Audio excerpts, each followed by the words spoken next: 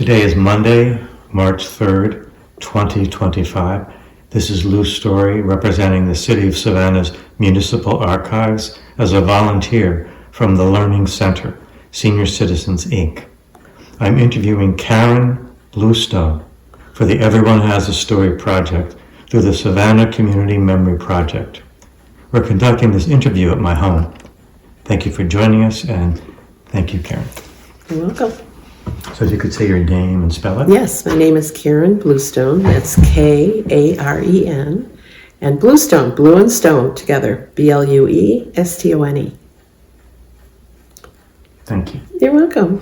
So what would you like to share with the archive? Yeah, I think I'm relatively new to Savannah, having been here just full-time a year and a half and part-time for about 9 years or 8 years or something. And I was living in New England for a long time, and my husband and I decided we needed an adventure in life. And we had very little contact with the South. We had visited Savannah once and were intrigued. So we came down here, and I have to say there are 3 reasons why I chose it here. One was the trees, and I learned the word epiphyte, which was very exciting for me to use that word and know the legend, but also know the truth behind it. And I love the concept that things can fall on each other and they can cling to each other and they don't have to hurt each other. And I enjoyed that concept. The other thing is my husband and I knew 2 people here, and one was a journalist and one was an artist and an art teacher. And we figured they were so fabulous, these 2 people, that we figured at least we'll know someone, and they will be very generous in sharing their city with us. And the third is I went to a concert and heard Huxley Scott, and I thought in another lifetime, oh my God, would I have loved to be her. And I wanted an opportunity as she aged, and I could see her aging over the years, to take advantage of seeing her as much as possible. So we moved here and we lucked out because we ended up involving ourselves in things that brought us together with people who also were looking for adventure, but also looking for purpose. So I guess that kind of sums it up. Okay. Can you tell me a little bit of your background, where you come from? Yeah. My background, I grew up in Detroit, Michigan, and I got to Detroit before my birth because my dad got a job there. My dad, during World War II, was unable to get into the Army or any military force, and he did want to do something during World War II like that. And so he went into the plant, and he made ball bearings. And he was educated. He had the opportunity to have gone to City College free, as they all did back then. And he got involved in unionism. What had happened prior to that is he had a year in Europe in 1938. He'd gotten a scholarship to go there and study German, and it was when Hitler was invading. And so he came back from World War II feeling very strongly that the best defense against fascism is the trade union movement. So he got into the union, and then he ended up getting an offer to come to the international office in Detroit. So I grew up in a union family. I am a union girl. Do not sing Christmas songs. Do not sing Hanukkah songs. I sing Joe Hill and We Shall Not Be Moved and Solidarity Forever. And I had the opportunity of growing up in a family that was with a union who cared about social justice and also internationally as well as here in this country. So I had the opportunity to, and I didn't realize that it was an opportunity. I thought everybody lived like this. And I had the chance to be really knee-deep in social justice issues, particularly civil rights movement. That became my, focus in life internally and externally. So that's my background. The other thing that was really very evident growing up in Detroit is we had lived in a community that was primarily white and Jewish community. And between the 6th and 7th grade, they had the Great White Flight, which happened in a lot of cities. You tear down the thriving black communities. And you assume that when blacks move into a neighborhood, then schools are going to go down, property values are going to go down, the other gets introduced. And watching that and being part of it and seeing everybody sort of leave despite having liberal thinking, despite thinking that they were supportive and allies, had a big impact on me. And as a result, I've tried to figure out throughout my 73 years how to truly be an ally and not just, talk the talk. Can you tell me about that, about being an ally? Yeah, I mean, I think it's for white people in this country, regardless of where you live and what your background is, it's a journey if you want to take it. White people have the privilege not to take it. Mm-hmm. And yet, I think there's such a disconnect between understanding our history in the truest way, understanding our role in it, understanding the microaggressions that we inadvertently do on a daily basis without even realizing it, and being supporters and being allies as opposed to being leaders and being folks that think they get it. So for me, I think you can never stop learning that. And actually being in Savannah and being in the South with my northern sort of prejudices and sort of assumptions has helped me grow, I hope, in that way. So this move to the South has been really fruitful for me in that way. Can you give some details around that, about how the South was helpful in that regard? Well, I think it has more to do with, the feeling that when you grow up in the North, and we grow up in Detroit, you grow up you work in New England, there is this belief that you are somehow better than, you are somehow freer of guilt and the need for reparations, you are more evolved. And what is really interesting in a community like Savannah, which has many, many challenges, I know, and there's a lot of, haves and haves not. We, having moved here, we know that we have, kind of moved people out of the communities that they lived in, perhaps. But the whole idea that I came here and I felt that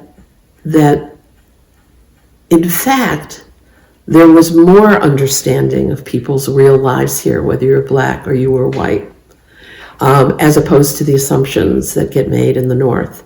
So, we involved ourselves in white fragility work, and we've, tried to educate ourselves, and more importantly, get rid of all the myths and get rid of all the assumptions that one makes as being a Northerner. So I would say that most specifically has resonated. Great, thank you. You mentioned work. What was your line of work? Oh yeah, me and work, real interesting. I didn't figure out till I did things, but I didn't figure out that what I really wanted to do was be a social worker, and that my strengths, my interests, and my instincts were along that line. So it wasn't until I became a mom and I had worked in public health for a while, and I had always worked for nonprofits. Didn't understand the concept of working for a for-profit company. I went back to school and I got a clinical degree, and it was really a great fit. I worked with in substance abuse for a long time, but then I discovered that I am one of those people who loves teenagers. And I always said it was a planned psychotic break in our developmental stage. And so I found myself really loving that. And I landed in working in therapeutic high schools, which I'm not sure they have here, but in Boston, they have many really. And I worked in 2 of them, and I was the clinical team and the teachers worked very closely. And it was really that village approach And what was interesting that I learned is that I worked in one school where it was considered behavioral, right? So what do the kids look like? The kids look like kids of color. They look like immigrant families.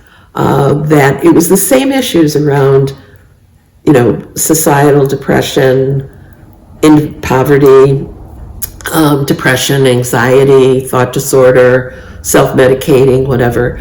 But those kids were labeled as behavioral problems. Then I worked in a school that was primarily white students. And again, they were they were depressed and they were anxious and they were bullied. And we did actually have a number of kids who were questioning their sexuality, questioning their identity. They were artsy kids, musical kids, but they were the same kids. They were the same kids. And I loved working as a team, and I loved being available in the school day for whenever a kid needed some support in order to get through the day. If I had hung a shingle and they came to me at 5 o'clock on Thursday, I don't think I would have felt as connected, nor would they have felt as connected and maybe been able to make more progress in that setting than in the school. So that was my work. Very interesting. And you mentioned those schools, and that possibly there aren't that type of school here. What can you describe, like, the mission of those schools? Well, basically what you need to do is have a pretty good special educational budget. Okay. So what happens is the kids trying really hard in the public school's trying really hard to accommodate their needs, but at some point it's just not working no matter what they do. So you go through the IEP process, which is an evaluation process to determine if you are eligible to be in what's a therapeutic high school. And the question is it a school first, or is it a therapy setting first? But basically, it allows you the kind of support, therapeutically, creative learning, not learning to the book, learning to the strengths and experience that one has as a teenager. And what happens is that you are held, and it allows you to make it through high school.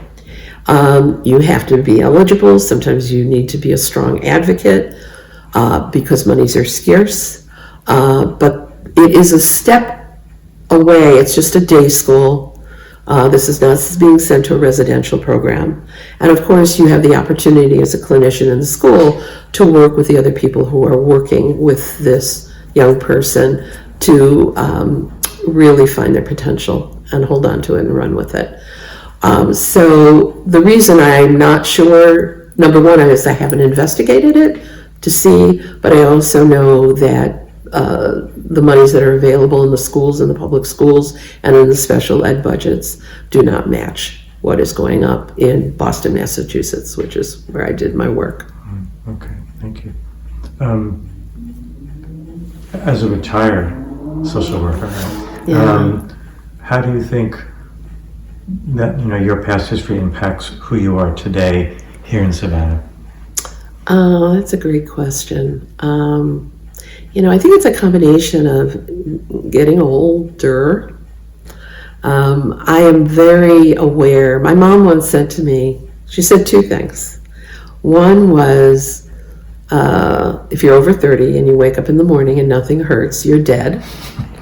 And the other thing that she said to me is that as you get older, despite your life experience, despite what you have achieved, despite the way you have connected to people in the past, when you get older, you can become invisible.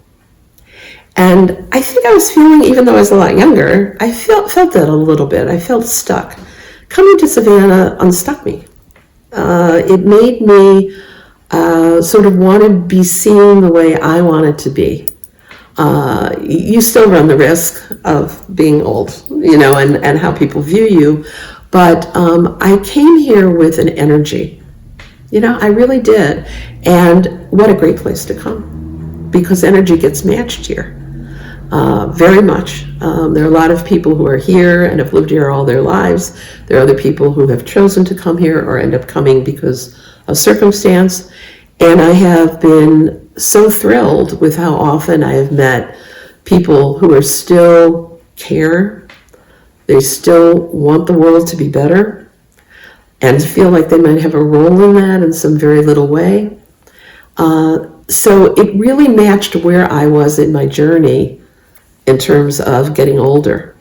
And as I mentioned before, I got really lucky that I was able to find people who also were still very full of life and creativity. I began identifying things in myself that I never had done before, that I kind of, sort of, it's a bridge too far, or whatever the saying is. And I've actually been able to do some of that here. I think it also, with age, comes the, give, I'm not going to swear, I guess you're not supposed to do that on here, I don't know. But you don't give as much, you don't care as much about what people are thinking or feeling, about what you're saying or doing, that you have the luxury to be really genuine. And one of the things that I brought with me was, by choosing to be a therapist, I knew that the most important thing was for me to be authentic. And so I practiced that. It comes pretty naturally for me, and it has created opportunities here, because that's what I lead with. Tell me about some of those opportunities, just to be seen, be active. What?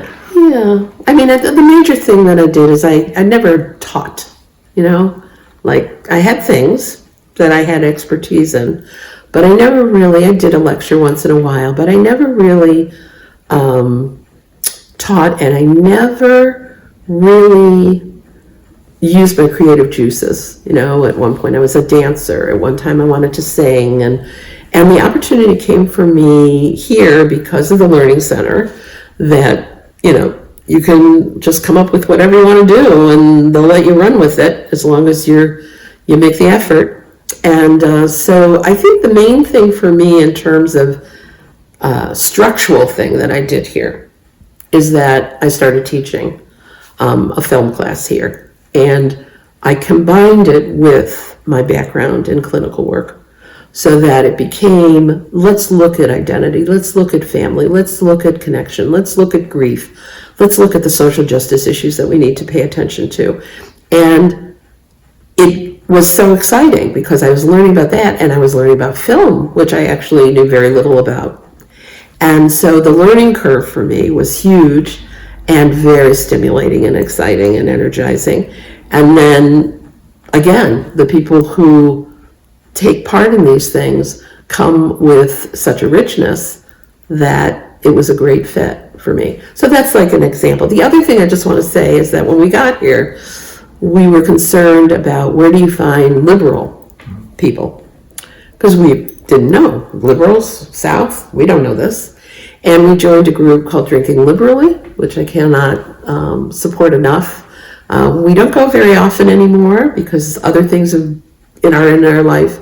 But this is a place where people come to talk very openly and freely about what their thinking is. And often the people who are there are people who don't have family members. They don't have friends in which they can share what they feel about the world and how they think people should be treated and who should be in leadership roles. And it was a wonderful, kind of way for me to both learn about the South, learn that you can have guns and you can be really righteous, things like that, you just did not know. So I do a shout out to them in terms of, sort of embracing. So you say teaching, well, give me some sense of what was the class size, what was the format? Oh, okay. So this is something that's been going on at the Learning Center for a while. They do it every semester. I took a class and I thought, I could do something like this. And so I'll just talk about, let me just talk about what I'm doing this year. So this year, very loose, the topic is the many paths toward healing. or towards the beginning of healing. And so what I do is I match up a feature film with a documentary that may reflect some of those same kinds of things. So I'll just give you an example on a unit. We started with a feature film of ordinary people. People are familiar with that. And it's about a family who loses a child in an accident, and you basically are invited into that family to experience how do they survive it, or do they survive it. And the many, many ways that people find ways to start to heal from unthinkable pain. I matched that with a documentary called Strong Island, which is a film, a small little documentary about the filmmaker Yancey Ford lost his brother to a homicide out on Long Island. And after many, many years of living with this, needed to make a documentary about it. And again, you're brought into this family to see how or if they can go on. So it's a heavy unit. It's the heaviest of the 4 units. But what it afforded people was 2 very different families dealing with loss. And what I find is that the group of people who have been sort of coming to my classes for a number of years feel safe enough in there to be able to think about themselves and this issue and to be able to share. And my hope, of course, although this is if this happens, this is great, is that by sharing and by talking about these films and then reflecting back to themselves, if there's healing to be done, perhaps that classroom does a little bit of it. So that would be an example of using therapeutic movies, and then of course they're using social justice, whether it's on war, political operatives, or mental health issues, or education, or housing, or the list. I could teach this class until I'm very gone, because there's a lot of topics out there. This is an older population you're teaching. And you mentioned your mother's interesting advice about that. What have you learned about this particular age group? Is there anything that... I'm not so sure I've learned, because I've done I do a lot of self-reflection, and I do a lot of sort of kind of preparing myself for the next stage of life. So I think what the other piece of this is for me is that I have people in my life that have been in my life my 50, 60 years, dear friends.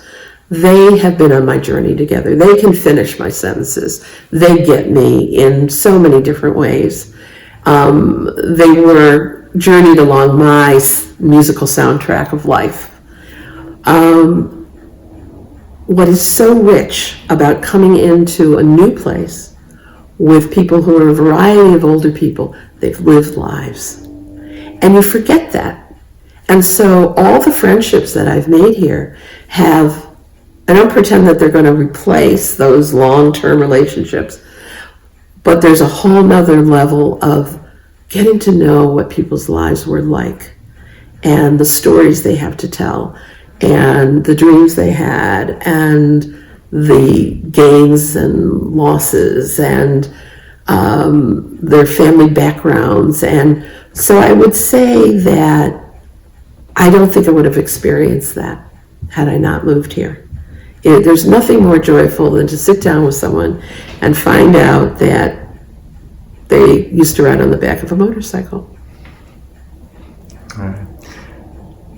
Potentially, this archive could be seen for years to come. Mm-hmm. Is there anything about your life or this time that you think is important for people to know, or just something that needs to be said? Yeah. Sadly, what I really need to say is really troubling and sad and scary. And that is, I'm speaking to you at a time the very beginning of Trump's second, we can call it an administration. I kind of call it a regime.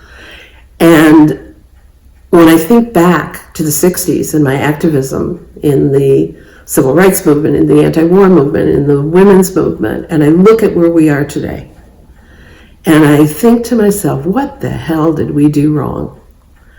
And I am hoping that some way we can learn the lessons of the past and actually apply them and keep them alive and know the mistakes that have been made and not repeat them.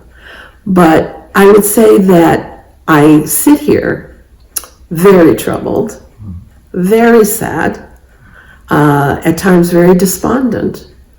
And I guess what I feel is the need and want to have tremendous hope for our children and our grands and our great-grands and the generations that will come forward, that somehow we will get back to a time in which we were responsible for each other. So that would be my message to you guys out there.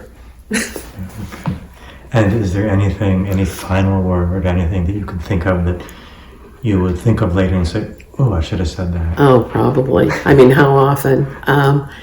I guess in order to really know who I am, you need to understand that humor, being irreverent, that's very much how I have lived my life. That I think that we can't lose sight of that, because I think there is tremendous power. And I just came a quote, and I used this in class last week, of a director of a film that we watched. And he was asked about just his philosophy, and he said something to the extent, which is basically, humor is the shortest distance between two people. So I will end it with that. Thank you very much. Thank you.